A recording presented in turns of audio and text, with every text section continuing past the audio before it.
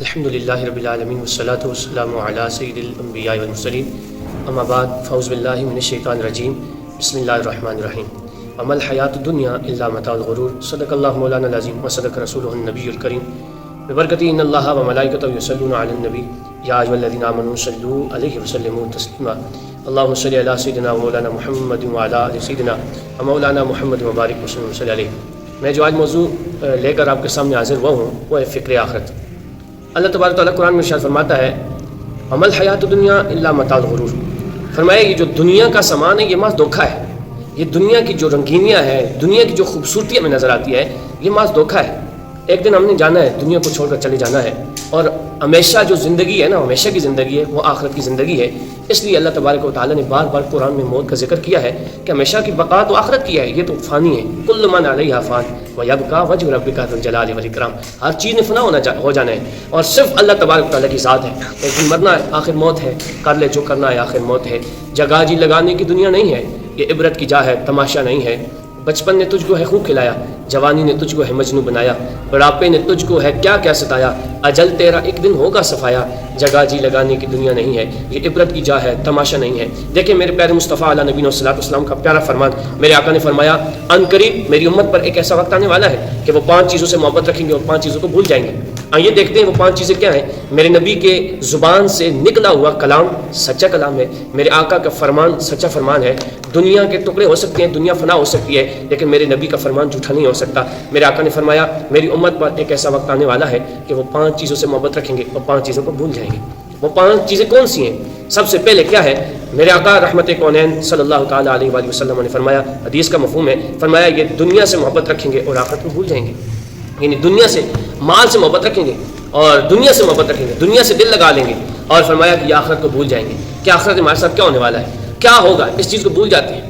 اور دوسری چیز میرے آقا نے فرمایا مال سے محبت رکھیں گے، یوم حساب کو بھول جائیں گے۔ ہم مال سے محبت رکھتے ہیں، ہم مال سے محبت رکھتے ہیں اور مال سے بہت زیادہ محبت کرتے ہیں۔ ہم کہتے ہیں مال جمع ہوتا رہے، ہم نہ حلال کو دیکھتے ہیں نہ حرام کو دیکھتے ہیں، ہم کسی چیز کو نہیں دیکھتے۔ ہم بہن کا مال بھی کھا جاتے ہیں، ہم بھائیوں کا مال بھی کھا جاتے ہیں، عزیز و اقارب کا مال بھی لوٹ لیتے ہیں، اور کیا ہمیں مال سے محبت ہے اور ہم یوم حساب کو بھول گئے۔ آپ کو پتہ ہے کل قیامت والے دن اللہ تبارک و تعالیٰ اپنے سامنے کھڑا کر کے اور بندے سے سوال کرے گا، بتانا تو نے مال کہاں سے کمایا اور کہاں پہ خرچ کیا، اس کا حساب ہم کیا دیں گے۔ اور تیسری چیز میرے آقا نے فرمایا یہ مخلوق سے محبت رکھیں گے، خالق کو بھول جائیں گے۔ ہم خالق کو بھول گئے اور مخلوق سے ہم نے محبت رکھ لی۔ اگر دوست بیٹھا ہے، عزیز و اقارب بیٹھے ہیں، اذان ہوتی رہی، حی علی الصلاح حی علی الفلاح کے ترانے پڑھے جا رہے تھے، لیکن ہمیں آواز تو آتی رہی، کیوں؟ ہمیں پتہ تھا کہ خالق کائنات، مالک کائنات کا ایک اعلان ہو رہا ہے، رب تعالیٰ ہمیں نماز کی طرف بلا رہا ہے، لیکن ہم نے وہ کان دھرا ہی نہیں۔ اذان تو اب بھی ہوتی ہے، مسجد کی فضا میں اے انور جس ضرب سے دل ہل جاتے تھے وہ ضرب لگانا بھول گئے۔ میرے آقا نے فرمایا جو چوتھی چیز فرمایا گناہوں سے محبت رکھیں گے اور توبہ کو بھول جائیں گے۔ یعنی گناہوں سے تو ہم نے محبت رکھی، ہم گناہوں سے محبت کرتے ہیں، ہم نے گناہوں کو، اب دیکھیں گناہ کرنے کے لیے ہم نے اگر 1200 کا پیکج ہے تو ہم وہ لگوا لیتے ہیں، فلم دیکھنے کے لیے ہم نیٹ لگوا لیتے ہیں، طرح طرح کی ہم کوششیں کرتے ہیں، گناہ خریدنے کے لیے ہم پیسہ لگا دیتے ہیں، اور توبہ کو ہم بھول گئے۔ ہمیں پتہ ہی نہیں کہ ہم نے مرنا ہے، ہمیں پتہ ہی نہیں۔ اور حضور علیہ نبی صلی اللہ علیہ وسلم نے پانچویں چیز فرمایا مکانوں سے محبت رکھیں گے۔ یعنی مکان تو بہت اچھے ہوں گے، اعلیٰ قسم کے مکان ہوں گے، اور یہ کہتے ہیں، میں ایک بندہ کہتا ہے کہ میرا مکان ہو، میری گاڑی ہو، میرا بنگلہ ہو، ایسا ہو کہ لوگ دیکھتے رہ جائیں، ارے تیرے گھر کی ٹیل لگی تو لوگ دیکھتے ہیں، تو نے قبر کے لیے کچھ کیا؟ حضور نے فرمایا مکانوں سے محبت رکھیں گے اور قبروں کو بھول جائیں گے۔ آپ دیکھیں ہم نے مرنا ہے، موت کی تیاری کرنی ہے۔ ہاتھی جیسے بھی بچھاڑے موت نے، کیسے کیسے گھر اجاڑے موت نے، موت تیری آنے والی آئے گی، روح رگ رگ سے نکالی جائے گی، ایک دن تجھ پہ بھی خاک ڈالی جائے گی، موت سے غافل نہ ہو ہے بے خبر، اے تو مہمان ایک ساتھ دنیا پر۔ ایک بات کرتا ہوں، ایک بادشاہ تھا، وہ بڑا جابر تھا، اور اس کا اتنا اس کا جلال اور غصہ تھا کہ اس کے محل کے قریب سے کوئی گزرتا تو وہ اسے جو سزا دیتا تھا، اور جو اس کے محل کی طرف دیکھتا تھا وہ کہتا تھا میں اس کی آنکھیں پھوڑ دوں گا۔ اتنا جلال والا، اتنے غضبناک، اتنا غصے والا۔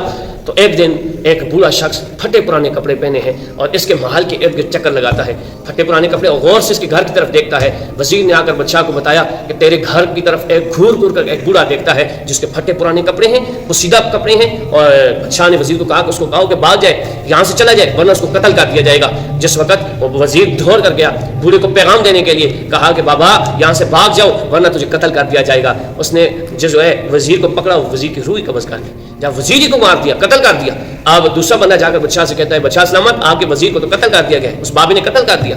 اب کیا ہوا, جس وقت دوسرا وزیر گیا تو دوسرے وزیر کو قتل کر دیا گیا. بادشاہ جلال میں, غصے میں, غضبناک, لال پیلا ہونے لگا. جب لال پیلا ہونے لگا تو آپ نے اس میں جہاں کر جس وقت دیکھا تو تلوار لی اور کہا میں تو اس کا سر قلم کر دوں گا, میں تو اس کو قتل کر دوں گا. کہا کہ جس وقت وہ بادشاہ تلوار لے کر اس کے پاس جاتا ہے تو جس وقت بھابھی کے پاس پہنچتا ہے کہتے بابا تجھے پتہ نہیں یہ میرا محل ہے, جو اس کے پاس آتا ہے میں اس کو قتل کر دیتا ہوں, ختم کر دیتا ہوں. اب کیا ہوا, بادشاہ نے جس وقت بادشاہ کو پکڑا نا بابے نے تو کہا کہ تو مجھے جانتا نہیں, میں تو اسرائیل ہوں, تیری روح قبض کرنے آیا ہوں, تیری روح قبض کرنے آیا ہوں. تو بادشاہ نے جو جابر تھا, جو گناہ گار تھا, فاسق تھا, اعلانیہ گناہ کرنے والا تھا, جو ہے نا حق قتل کرنے والا تھا, اس نے کیا کہ اس نے کہا مجھے اجازت دیں, میں اپنے بیوی بچوں سے ملتا ہوں, آخری ملاقات کرتا ہوں, اپنے محل میں جاتا ہوں. تو کہا نہیں, اب تیری موت یہاں پہ لکھے, تو نے یہیں پہ مرنا ہے. تو روح وہیں پہ بادشاہ کی قبض کر لی. اگر کوئی بدماش بھی ہے, کوئی جابر ہے, کوئی ظالم ہے, تو ایک دن مرنا تو ہے, اس موت کی تیاری کریں اور اچھا سلوک کریں. ہمیں اس چیز سے کیا ملتا ہے, ہمیں جو کچھ یہ میں نے آپ کے سامنے بیان کیا اس سے ہمیں کیا ملتا ہے؟ اس سے ہمیں ایک ہی بات ملتی ہے کہ ہم نے بھی ایک دن مرنا ہے اور اس کی ہم نے تیاری بھی کرنی ہے. ایک دن ہم دنیا چھوڑ کر جائیں گے اور اس کی ہم نے تیاری کرنی ہے.